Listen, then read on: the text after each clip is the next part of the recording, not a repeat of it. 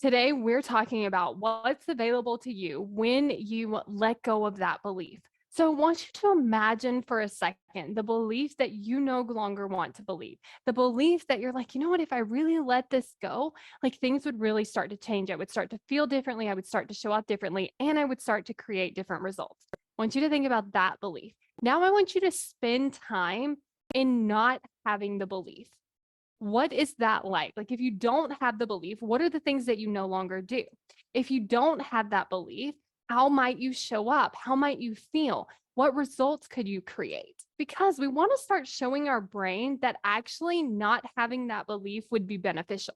Because right now, our brains are hanging on to it because it thinks it's safe. It's like, no, for real, listen, we need to hold on to this belief because we know that we keep you alive right now and we know that things are okay right now. So let's just keep all these same beliefs and let's just keep using them and let's not exert the energy to create a new one. So we want to just start showing our brain what it would be like, how we would feel differently, what results we could create, what is the life that we could have if we weren't believing this belief, and keep playing around with it in these specific scenarios.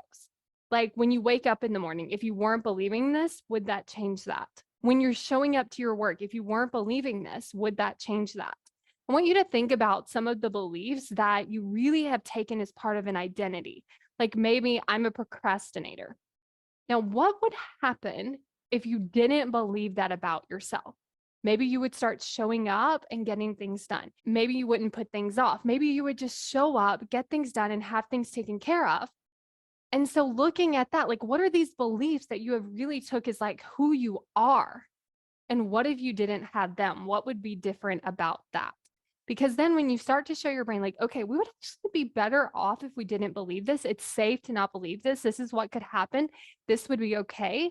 Then you can start working on like, what do you want to believe about yourself? What do you want to think about you?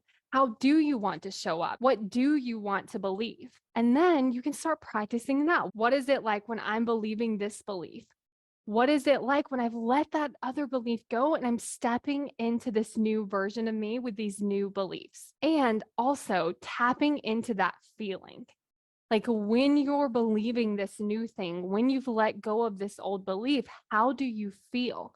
And from that feeling, what do you want to do? And what are the results that you will create from doing things differently? And if you want to create the feeling of commitment, then make sure you go to createcommitment.com to sign up for the waitlist for my course, How to Create Commitment.